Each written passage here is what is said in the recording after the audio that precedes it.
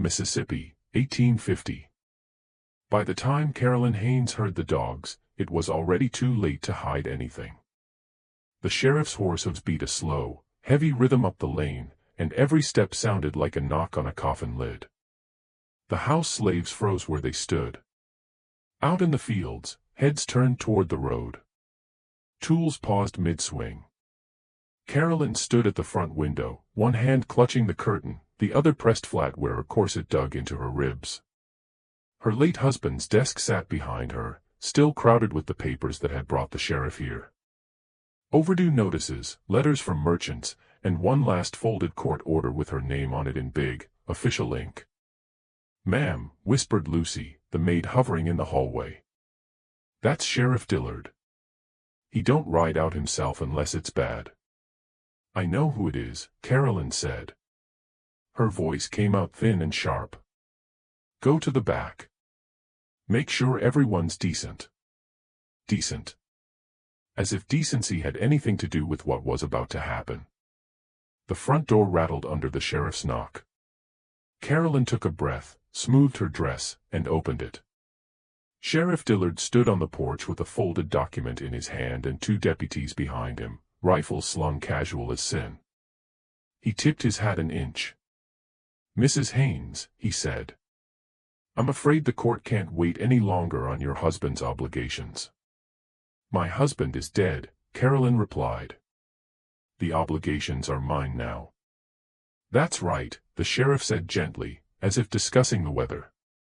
"The law follows the estate. Judge signed this yesterday." He opened the paper and read it like a man reciting a familiar prayer. "Order to seize sufficient movable property from the Haynes plantation to satisfy outstanding judgment in favor of Thompson and Company. Mercantile and First County Bank." Movable property. That meant mules, wagons, tools, and people. Carolyn's eyes flicked past his shoulder toward the quarters. She could see figures gathered at the edge of the yard, trying not to look like they were watching. Among them, taller than the rest, was Isaiah.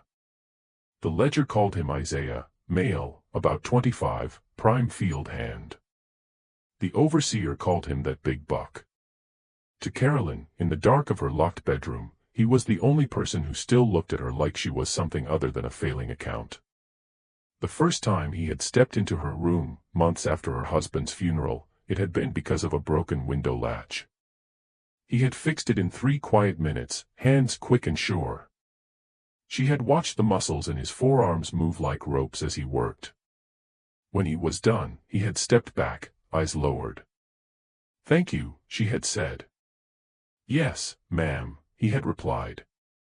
It should have ended there. But grief is lonely, and the silence in a big house can start to sound like a scream. One night became 2. 2 became a pattern. They were careful. Or so they thought. Locked doors, late hours, whispers that never rose above the creak of floorboards. He never called her by name. She never called him anything but you in the dark. But the world outside the walls didn't need names to hurt them.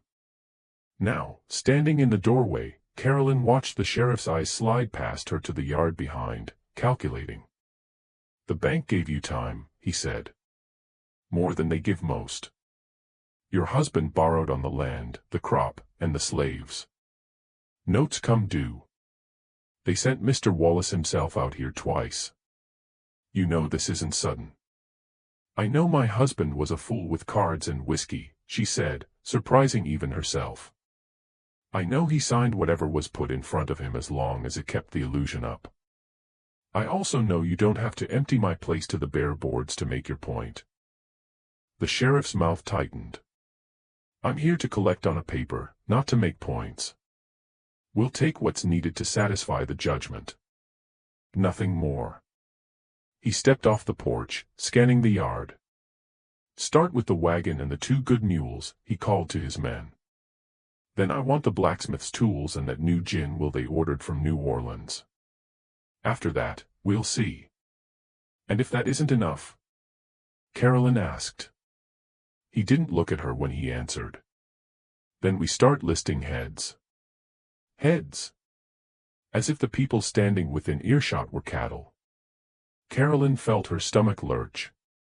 She knew exactly who they'd take first if it came to that. The strongest, the youngest, the ones who brought the best price. Men like Isaiah, women like Lucy, children who still had long years of work in their bones. The court didn't care whose family was broken, only whose balance sheet was patched. "Is there no way to stop this?" she asked, forcing steel into her voice. "No way to keep the sheriff off my land while I find another arrangement?" The man who answered was not the sheriff, but the one walking up the path behind him, Mr. Wallace from the bank, in his neat gray coat and city boots clean of red Mississippi dust. "There is always a way, Mrs. Haynes," Wallace said. "So long as there is collateral." He offered her a thin smile. Carolyn's heart kicked. Collateral. She had heard that word a lot in the last year. Her husband had tied the land itself as security for one loan, the last cotton crop for another, a pair of prime boys for a third. The bank had taken the crop. The merchant had taken the boys. There was not much left that wasn't already spoken for. "Inside," she said abruptly. "We can discuss terms inside." Wallace followed her into the parlor. The sheriff stayed on the porch with his men within earshot. Carolyn shut the door, shutting out the sound of hooves and shouted orders. "Sit," she said stiffly, gesturing toward her late husband's chair. Wallace took it with the ease of a man accustomed to sitting in other people's power. "I know your situation," he began. "Your husband died leaving obligations. You have no grown sons to work the place to profit. The market isn't kind. The bank is not without sympathy, but it must also be without foolishness." "Get to the part where you tell me what you want," Carolyn cut in. "One instrument," Wallace said. "A new note, consolidating what you owe into a single sum. We halt the sheriff's seizure today. In return, you pledge additional security, specific, valuable property. If you make the payments, nothing changes in your day-to-day. If you fail, the bank has the right to seize the named collateral directly." "And what property does the bank find satisfactory?" she asked. Wallace didn't dance around it. "You have a man here I've heard about even in town. Big fellow, strong as an ox. Your overseer sang his praises last time he came to drink at the tavern. Isaiah, I believe." Carolyn went very still. She had never heard Isaiah's name in Wallace's smooth mouth before. It sounded wrong there. "He's valuable," Wallace went on. "Worth good money at auction, even more if sold private. Pledge him as collateral. We write his name on the paper. The sheriff stands down today. You keep your mules, your tools, your other hands. As long as you pay, he stays right where he is." "As long as I pay," she repeated, her pulse hammering in her throat. "You have 3 years on the note," Wallace said. 3 harvests. Favorable weather, prudent management, and perhaps a bit less generosity in your charity to certain and profitable mouths, and you'll be free of us. Isaiah's name is only ink, unless you fail." Outside, a voice shouted, "Sheriff, sir, the mules are harnessed." Carolyn heard Isaiah's laugh drift faintly from the far yard, where he had been putting up tools before the sheriff arrived. She thought of his hands on her waist the night before, calloused and careful. She thought of the way his voice softened when he asked, "You sure about this?" And she had said yes because in the dark she could pretend the world wasn't watching. Now the world was writing his name into its books. "If I refuse?" she asked. Wallace shrugged. "Then the sheriff proceeds. He takes what he needs until the sums line up. Maybe he takes Isaiah anyway. Maybe he takes 3 others instead. It will not be my choice at that point." Carolyn walked to the window. From here, she could see the whole ugly tableau, the wagon being loaded, the deputies moving through her yard like it already belonged to them, the line of faces watching from the quarters. Isaiah stood slightly apart, shoulders squared, eyes trying to find hers in the glare. She had no illusions about what it meant to own another human being. She had spent her life pretending that treating them well made it something other than what it was.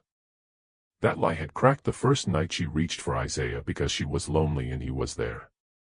It shattered now when one man coolly suggested she put his name on a piece of paper to buy herself time. She could say no. Let the sheriff take what he would. Risk losing half the people on this place in one morning. Risk losing Isaiah to some stranger's wagon anyway. Or she could say yes and wrap iron around his life herself, calling it mercy because the chain stopped at her door for as long as she could keep paying. 3 years, she said. 3, Wallace confirmed. We can write provisions for interest only the first year, to give you room to breathe. I am not an unreasonable man, Mrs. Haynes. I simply must see the bank's risk balanced. Risk. That was what he called Isaiah. A line on a page, a number to be offset. Carolyn turned from the window. Write it, she said. I'll sign. Wallace's smile deepened just enough to show satisfaction. He drew fresh paper toward him, dipped his pen, and began to write. Name of debtor, Carolyn Haynes, widow of Nathaniel Haynes. The nib scratched steadily.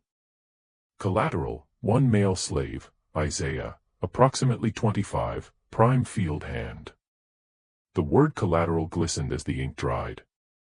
When he was done, he sanded the sheet and pushed it toward her. Sign here, he said. And here. Her hand shook only a little as she took the pen. This keeps him here, she told herself. This keeps the sheriff out of the quarters. This keeps the others from the block. She signed her name, Carolyn Haynes. Outside, the sheriff was told to stand down. The mules were led back to their stalls. The men cursed and laughed and grumbled as they unloaded what they'd begun to take. The crisis of the morning seemed, to most eyes, to have passed. Only Isaiah noticed the way Carolyn's face had gone pale and tight when she came out onto the porch to watch the sheriff ride away. Only he saw the folded document in Wallace's hand, the way the banker tapped it against his palm with idle satisfaction. That night, in the privacy of her room, Isaiah came as he always did, slipping through the side door when the house was asleep. But when he reached for her, she pulled back. I did something today, she said. What kind of something? He asked carefully. The kind that keeps the sheriff off this land, she replied. And puts your name in the bank's mouth. He studied her. What did you sign? A note, she said. A promise to pay. And if I don't, they come for you. You're the collateral now. She expected him to shout, to pull away, to call her the same name she was already calling herself in her head. Instead, he closed his eyes for a long moment. So that's why they left the others alone, he said quietly. Yes. And you think they would have taken me anyway if you hadn't? Yes. He opened his eyes again. There was no softness in them now, only a tired, clear understanding. Then you didn't chain me, he said. You chose which chain they'd use. I'm sorry, she whispered. He stepped closer. So close she could feel the heat of him. Then make it worth it, he said. Make those 3 years count. Because every day from now on, I'm walking with a rope already tied. That's on the men at the bank. But the knot that's got your handwriting on it, that's on you. In town, Wallace filed the new note in a drawer marked Haynes, secured.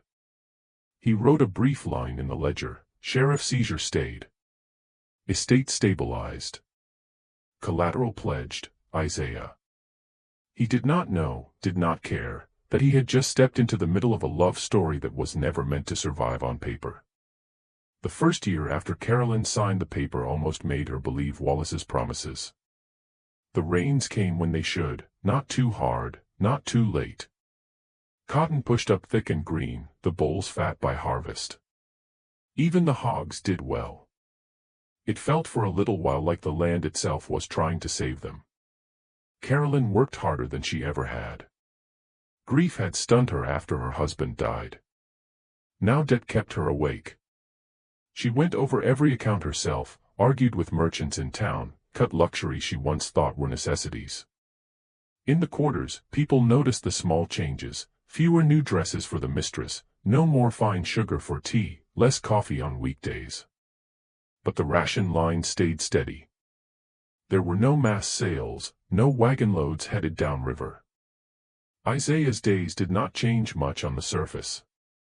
He still rose in the dark, still swung a hoe until his shoulders burned, still took orders from an overseer who resented his strength almost as much as he relied on it. But he carried something new inside him, the knowledge that his name sat in a drawer in town, ink drying over the word Collateral. Sometimes, when the sun was high and sweat stung his eyes, he could almost feel that drawer closing around him. At night, he and Carolyn spoke of it in low, tired voices. "How much did you pay this time?" he would ask when she came back from the bank with a folded receipt in hand. "Enough to make Wallace say, 'Good progress,'" she'd answer. Not enough to make him smile with his eyes. "Is my name still on the paper?" "Yes." "Then we keep going," he'd say. One season at a time. When the wagons rolled into town at the end of that first harvest, loaded high with bales, Carolyn rode with them, back straight, jaw clenched. Wallace met her in his office, counted the coins, and wrote a neat line in his ledger. "Payment received. Note in good standing. Collateral intact." "You're ahead of schedule," he observed. "If you continue like this, Mrs. Haynes, you may clear this obligation before the term is out." "And then," she asked, "his name comes off your page?" He gave a small, indulgent smile. "If the debt is satisfied and all interest paid, the lien is released. Your Isaiah would once again be ordinary property of the estate." Ordinary property. The phrase made her want to throw the ink bottle at him. Instead, she took the receipt, folded it carefully, and rode home with a strange, fragile hope lodged beside her fear. That night, she showed the slip of paper to Isaiah by lamplight. "We're ahead," she said. Wallace as good as admitted it. "Another year like this, maybe two, and your name is just gone from that drawer." He studied the receipt, his calloused fingers rough against the smooth paper. "You trust him?" "I don't trust his heart," she said. "But I trust his greed. There's more profit in letting me pay than in seizing you early. That's all this is." "Then we feed his greed until he chokes on it," Isaiah murmured. He tucked the receipt into a crack between the boards, a small, defiant hiding place. Something to look at when it feels like the rope's choking instead. The second year taught them what Ruth on the Bowman place had told her daughter long ago: land doesn't care about your plans. Spring came late and cold. Some seedlings never broke ground. Summer hit hard and fast with a wall of heat that baked what did grow. There were worms in the cotton, fever in the quarters, and a quiet, constant grind in Carolyn's chest that had nothing to do with illness and everything to do with numbers. They harvested anyway. Bales were lighter. The buyers in town had heard about better yields across the river and used it to push their prices down.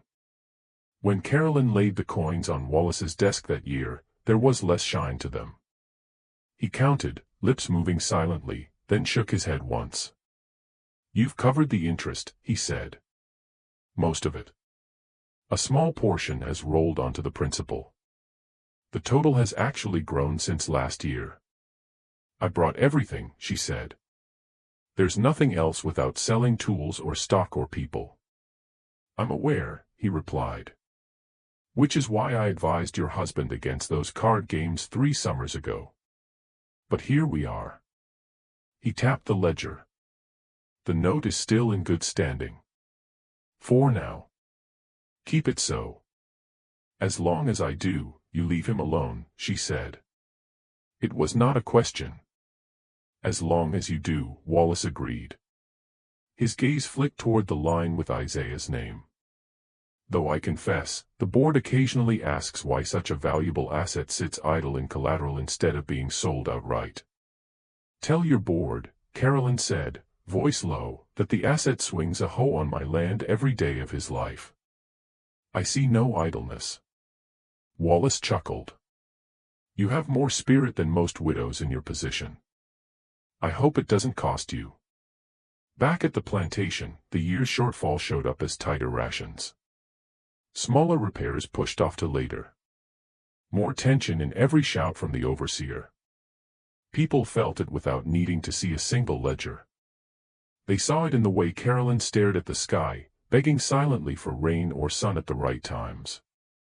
They saw it in the way Isaiah worked until his muscles shook, as if he could force the crop to fatten by the strength of his back alone. One evening, when he came to her room with dust still in his hair and the smell of the fields deep in his clothes, she sat on the edge of the bed with her hands clasped so tightly they were white. I could run, he said quietly. She looked up, startled. He rarely said such things aloud. I could, he repeated. Tonight, tomorrow, next week. Woods are thick. I've listened to the men who slipped away for a night and came back. Some of them talk about safe houses up north like they're real. Maybe they are, maybe they aren't. But they exist in men's mouths, and that's something. And if you do, she asked. They come here with more than paper next time, he said.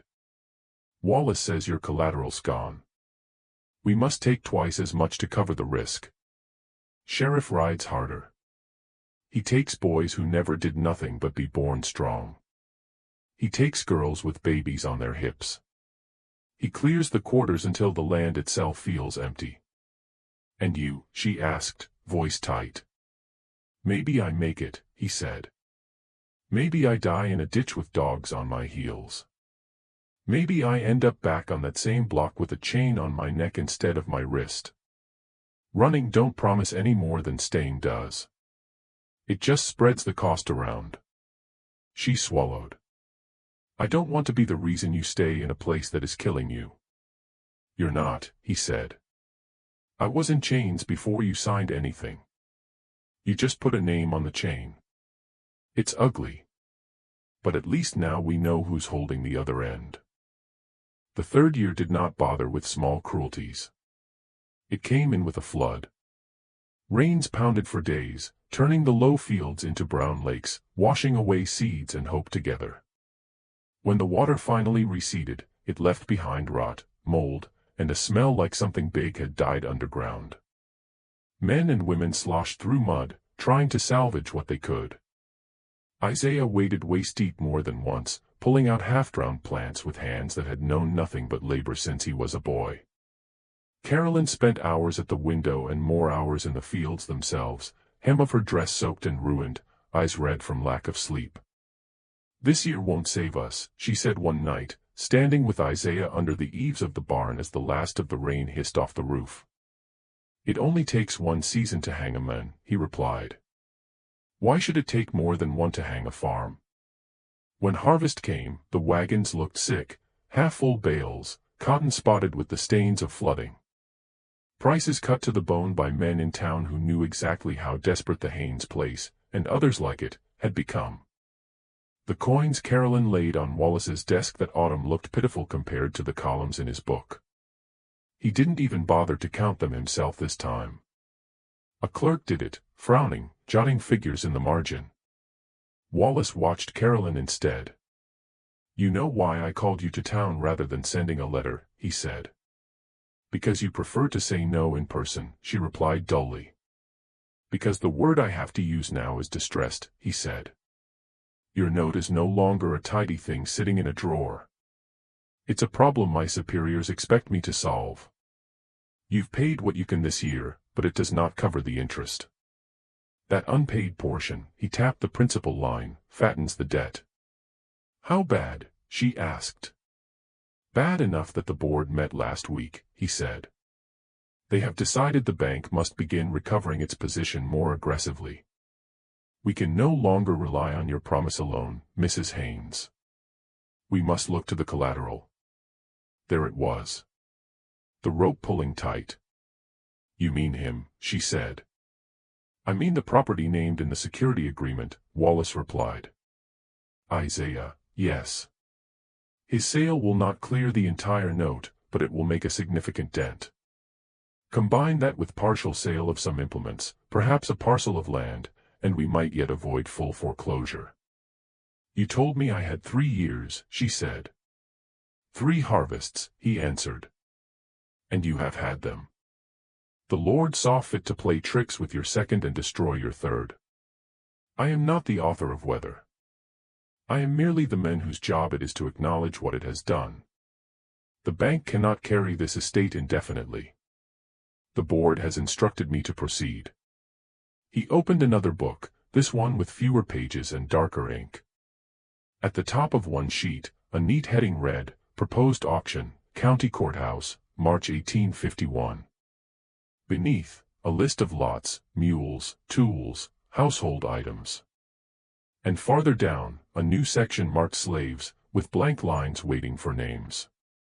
Wallace dipped his pen. It is better, he said, for us to choose which assets to sacrifice than for the sheriff to come and take whatever suits his fancy. You know this from the day we first spoke. We begin with the pledged collateral. It is only fair. He wrote on the first blank slave line, * Isaiah, prime male field hand, approximately 25 to 26, strong. No visible defects, * he left a space for anticipated price. Caroline watched the letters form.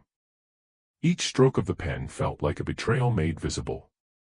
She remembered his words the night she told him about the note, you didn't chain me. You chose which chain they'd use. Now the chain was being passed from banker to auctioneer. Don't, she said. It slipped out. A raw sound.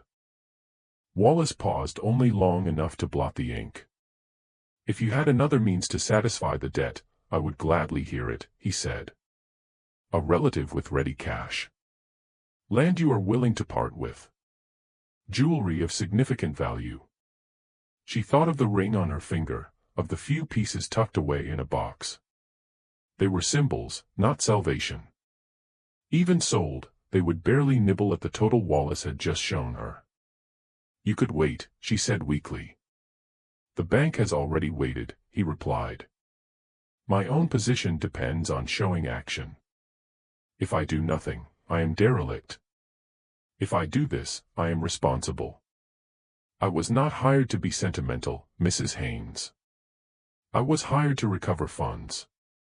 He finished the line, closed the book briefly, as if to let the ink settle into the paper's fibers, then reopened it to add a notation at the bottom of the page, to be sold with other assets from Haynes' estate, proceeds applied to outstanding note. Notices will go out this week, he said.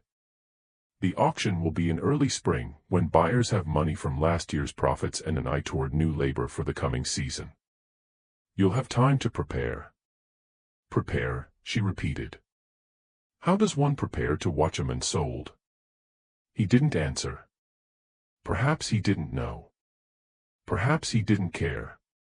When she rode home, the sky was an ugly, beautiful red, the kind that made the fields look almost like they were on fire.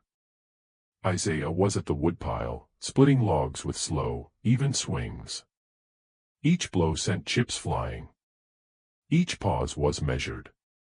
She dismounted clumsily, arms numb. He looked up and knew before she spoke. They're coming for me, he said. In the spring, she answered. Auction in town. Courthouse steps. He nodded, set the axe down, and wiped his brow with the back of his hand. So the rope reached the end of its length. I tried, she said. I worked. I paid. I begged. It wasn't enough. I know, he said. You should hate me, she whispered. I already told you, he replied. I hated this place before you ever signed a thing. What you did gave us 3 years we wouldn't have had. 3 years of nights where I wasn't in somebody else's field or somebody else's bed. 3 years where I knew whose door I'd be walking through, even if the law never did. He stepped closer. Close enough that she could see the tiny scars on his knuckles, the faint pale line at his temple where some old blow had healed. Don't let them tell this story without you, he said. When that man reads my name in town, when he calls me lot number something, you remember I was never a number in here. He touched his fingers to her chest, lightly. You remember that you were the one who turned me into Collateral, and you were the one who loved me anyway. In a room in town, Wallace prepared the notices for printing. Auction of valuable property, including prime slaves from the Haynes estate. He never considered that each name on his list was practicing their goodbyes in the dark, choosing what pieces of themselves to leave behind and what to carry into whatever came next. He certainly did not imagine that when the auctioneer finally spoke Isaiah's name months later, there would be a white woman at the edge of the crowd trying not to scream, and a black man on the block looking past every bidder's face, searching for hers. But that day was coming, as certain as the change of seasons and as cold as a signature. March 1851 came in with a chill that didn't match the calendar. The fields were greening. Birds were busy in the trees. But the air around the Haynes place felt like the minutes before a storm that hadn't decided where to break. The notices went up in town first. Auction of valuable property to be sold at public outcry on the courthouse steps, livestock, tools, household goods, and several prime slaves from the Haynes estate. Men read them over coffee, over whiskey, over the soft scrape of knives on wet stones. Some talked about bargains. Some talked about the fall of the Haynes family with a smugness they tried to hide behind pity. A few looked away, because it is uncomfortable to see in print what everyone knows is happening on a plantation. No one needed to see the notices. They could read the signs in other ways: accounts locked away, equipment left unrepaired, the overseer more jumpy than usual. In the quarters, people packed what little they had into bundles they could carry easily. Mothers braided their children's hair tight, as if that could keep them from being snatched apart. Isaiah moved through those days as if through water. Each ordinary task took on a strange clarity: the roughness of the hoe handle, the creak of the barn door, the particular way the sun slanted through the pines at mid-afternoon. He took mental photographs, not because he wanted to remember this place, but because he understood that when you've been pulled up by the roots before, you learn to grab what you can. Carolyn did not speak much. She walked the property every day, her boots muddy, her dress hem frayed, as if she were trying to memorize the land, too. At night, she and Isaiah held each other without much talking. Words had done enough damage. The night before the auction, she said, "You don't have to go, gentle." He gave a short, humorless huff. "You want me to fight on the block?" "I don't know what I want," she admitted. "I only know I can't bear the thought of you bowing to men who see you as a line on a page." "I won't bow," he said. "But I won't give them the excuse they're itching for, either. A chained man who lunges gets branded dangerous and sold to a place worse than you can imagine. A chained man who stands straight reminds them he's not what they wrote." She looked at him in the flickering lamplight, at the breadth of his shoulders, the steadiness in his eyes. "If I had money," she whispered. "Real money. I'd buy you myself." "You already did," he said softly. 3 years ago. You just paid in ink instead of coin." Sleep did not visit either of them that night. Auction day dawned bright and cruel. The courthouse square in town filled early. Wagons creaking under the weight of furniture and tools. Cows lowing. Chickens protesting from crates. And in one corner, behind rough wooden rails, people, slaves from 3 different plantations, all under the same judge's handwriting. Now, some stood rigid, some slumped, some rocked on their feet in silent rhythm. Children clung to skirts and trousers. Names were pinned to shirts or scratched in chalk on boards stuck behind them. Lot 3. Lot 5. Lot 7.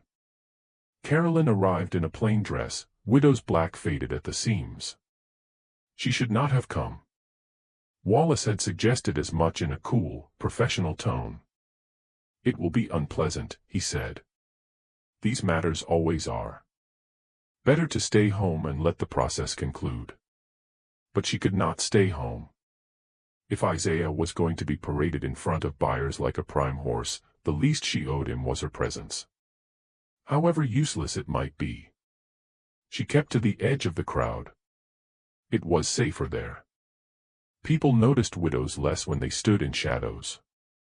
She saw Wallace near the front, ledger under his arm, speaking with the men who would cry the lots, a tall fellow with a loud, trained voice and a habit of flipping his auction gavel from hand to hand. She saw Sheriff Dillard, too, expression neutral as he watched the proceedings. To him, this was just another day of maintaining order. Then she saw Isaiah. He stood in the pen with 3 other men, all in their 20s, all stripped to shirts and trousers so buyers could see the muscles, the scars, the health in their limbs. A tag marked Lot 7 hung from a string around his neck. His wrists were chained, but he held his head high. When their eyes met across the yard, something in her chest folded. He moved closer to the fence, chains clinking. A deputy frowned, but didn't stop him. As long as he didn't try to climb, they didn't care where he stood. "You shouldn't be here," he said under his breath when she edged close enough to hear. "Then we're both somewhere we shouldn't be," she replied. Her fingers curled around the fence rail. "I wanted to see your face in the light one more time." He smiled, just a flicker, there and gone. "Light don't belong to them either," he murmured. "They can't sell it, no matter how they try." Behind them, the auctioneer banged his gavel to call the crowd's attention. "All right, gentlemen, let's get started. We've got tools, mules, household items, and some of the finest slave stock in the county coming up. Don't say I never brought you anything worth your while." Laughter rolled through the crowd. Buyers shifted closer. Purses and account books at the ready.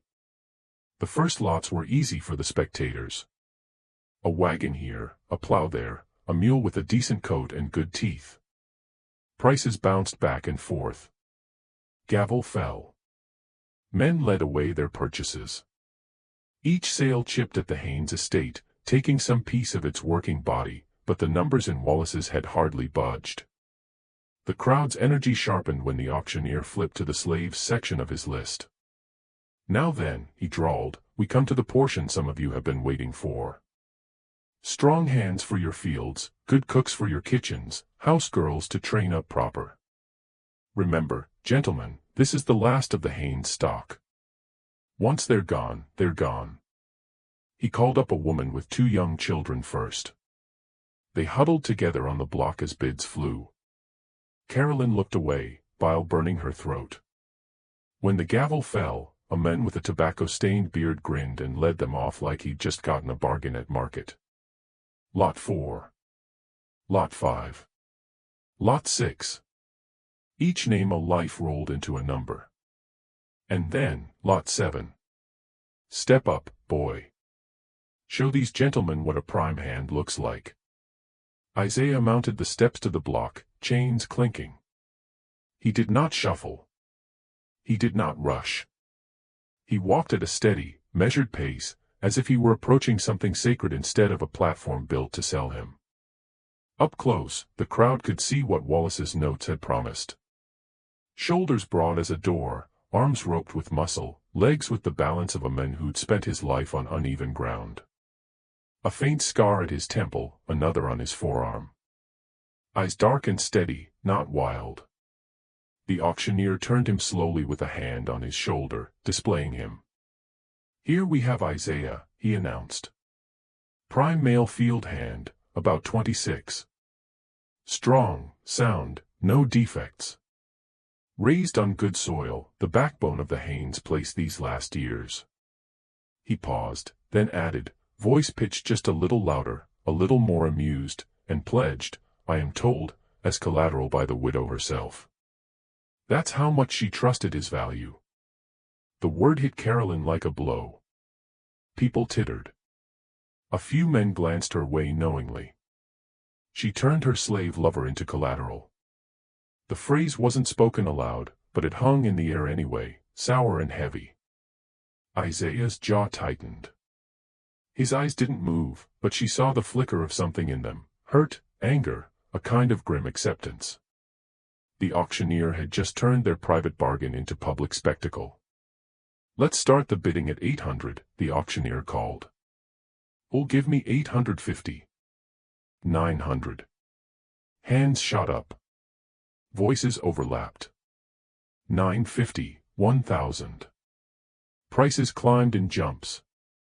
Isaiah stood while men appraised him like a tool they were half arguing over and half enjoying the fight for. Sweat trickled down Carolyn's spine. Her mind raced ridiculous, dangerous thoughts. If I sold everything left, if I begged Wallace for another note, but there was no if that matched the speed of the numbers. The crowd murmured. That was a serious sum, even for a prime hand. Two men stood out now, a planter from farther south with slicked hair and a lazy smile, and a stockier farmer from the next county over whose clothes were worn but whose eyes were sharp. 1,300, the slick-haired one drawled. Man like that will pay for himself in 2 harvests. 1,350, the other shot back, without flourish. The slick-haired man's smile thinned. He hesitated, calculating. 1,400, he finally said. The stocky farmer wiped his mouth with the back of his hand. 1,450, he replied. The yard held its breath. That was as far as most men were willing to go. Even the auctioneer looked pleased. His commission would be fat today.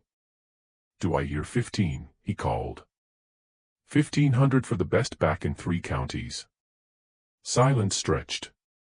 The slick-haired man shifted, then shook his head minutely. I'm done, he muttered. He's not made of gold. 1,450 going once, the auctioneer cried. Going twice. Carolyn's throat worked. She had no number to shout, no purse to raise.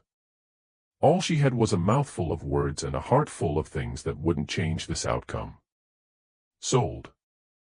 1,450 to Mr. Hargrove. The auctioneer slammed the gavel down, pointing to the stocky farmer.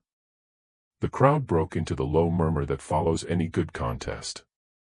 Hargrove stepped forward to sign the slip and arrange delivery. The slick-haired planter shrugged, already turning his attention to the next lot on the list. In the pen behind the block, someone began to cry quietly. The clerk wrote quickly, tearing off the buyer's copy. Wallace watched, his face composed. He looked almost relieved. $1,450 would shave a satisfying chunk off his troublesome ledger. In that moment, something in Carolyn snapped. She pushed her way closer to the front, ignoring the startled looks, the muttered, "That's the widow." Her heart pounded so hard she could feel it in her throat. When she reached the steps of the block, Sheriff Dillard stepped in front of her. "Best stay back, ma'am," he said. "We don't need a scene." "We already have one," she shot back. Her voice carried more than she meant it to. Heads turned. The auctioneer frowned. Wallace's brows knit. The murmur of the crowd stuttered. Carolyn looked up at Isaiah, still standing on the platform as Hargrove's property now. "Not hers, not the bank's. They used my name to sell you," she said, loud enough for those nearest to hear. "They said the widow trusted your value. Let them hear what else I trusted." "Mrs. Haynes," Wallace began sharply. "This is highly irregular." "Stop her," someone muttered. "She's hysterical." But the words were already coming. For 3 years, she had swallowed them down. Today, they tore their way out. "I signed that paper to keep the sheriff out of my yard," she said, the sentences spilling fast. "I signed it to stop them taking children and mothers at random. I signed it because the men you just sold thought staying chained to my place was better than being dragged in the dark by strangers." A ripple went through the crowd. Not outrage, a kind of uncomfortable shifting. No one liked to be reminded that the tidy business of auctions had blood in it. The auctioneer tried to laugh it off.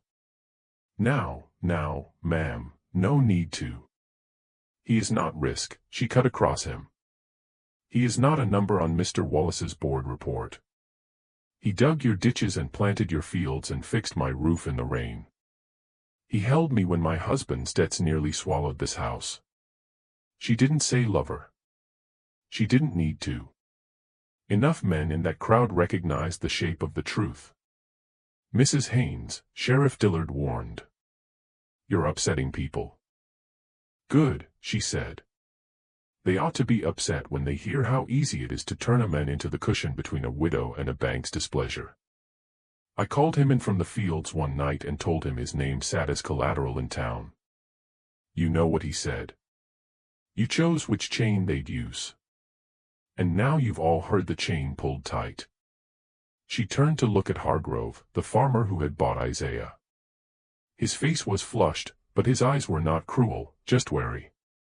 Sir, she said, know what you're buying.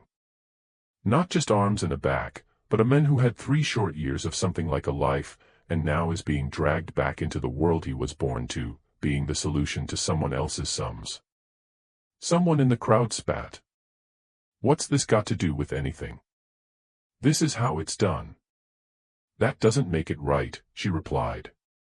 You knew that when you signed, Wallace said coldly. Your conscience comes late to the party, Mrs. Haynes. I knew, she said. I knew and I did it anyway. That's what I'm saying. Don't let anyone write this in their books as secured by collateral without writing next to it, and secured by a woman's guilt, and a man's love he never had the right to show in daylight. For a long, hanging moment, no one spoke. Then the auctioneer cleared his throat, eager to get the business back on its tracks. Ma'am, whatever your feelings, the sale stands, he said brusquely. Mr. Hargrove has paid good money. The law doesn't cancel bills for speeches. I know, she said. Her shoulders sagged a little, but her eyes were still bright. I didn't come to stop it. I came to testify. She turned back to Isaiah. The deputy shifted aside just enough. Maybe he was tired. Maybe he had a mother, too. I'm sorry, she whispered up to him now, voice for him alone. I tried to buy us time. All I bought was a date for this. He looked down at her, the corners of his mouth soft. 3 years, he said. 3 more winters where I wasn't on some cane field I never saw before. 3 more summers where I knew which window I was walking under. He breathed out. You can be sorry, Carolyn. But don't pretend it was nothing. She reached up, fingers just brushing his chained hand. Remember me, she asked, like a child. I'll remember the woman who wrote my name into a bank book, he said, and then tried to write over it with her own voice. A faint smile. And I'll remember the nights before they made an example of us. Hargrove cleared his throat. I've got to get him loaded if I aim to reach home before dark, he said, not unkindly. Ma'am. Treat him like the most valuable thing you ever bought, she said, turning her gaze on him with such intensity he almost stepped back. Because he is. Even if you only see dollars when you look at him. Hargrove shifted. I treat my hands fair, he muttered. Better than most. That's a low bar, Isaiah said dryly. The deputy prodded him off the block. He descended, walking toward his new owner's wagon with the same steady step he had used to mount it. He did not look back until he was being helped into the back, chain clinking against wood. Then he turned his head and found Carolyn in the crowd one last time. They held each other's gaze until the wagon lurched forward and distance turned his face into a shape. Then a blot. Then nothing. In the bank's ledger, the story finished cleanly. Wallace wrote a final entry under the Haynes account, proceeds from sale of Isaiah and other assets applied. Principal reduced. Estate status, pending foreclosure on remaining land. He drew a line through the note's number and, in another column, wrote 2 words, risk mitigated. In the sheriff's reports, the day was a success. Order maintained. No escapes, no serious disturbances. A line item, auction concluded without incident. On the auctioneer's tally sheet, Lot 7 was just one more figure in a long column of sales. The star 1450 star standing out only because it was a good price to brag about later. None of those pages mentioned a widow stepping forward to own her part in the bargain. None of them recorded the way Isaiah stood on the block like a man at a funeral, burying the last 3 years of his life. None of them captured the split-second touch of fingers through chain. The way a single word, collateral, could take a body already enslaved and tie it to a debt as well. Carolyn went home to a house with more empty spaces. The sheriff would be back sooner or later for what was left. Hargrove went home with a new worker, telling himself he'd gotten a fair deal. Wallace went home to supper with his family, satisfied he had done his job.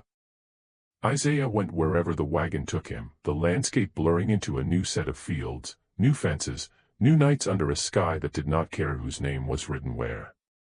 What remained of the story lived in a place no ledger could reach, in the memory of a woman who had once believed a signature could be mercy, in the pride of a man who refused to bow even when sold, and now, much later, in your ears. Because the title the bankers would have written was simple, Collateral Liquidated to Satisfy Note. The title you're hearing is the truer one. She turned her slave lover into collateral to stop the sheriff, until the day the auctioneer spoke his name loud enough for the whole town to know what she had done. And that, at last, is the end of their story.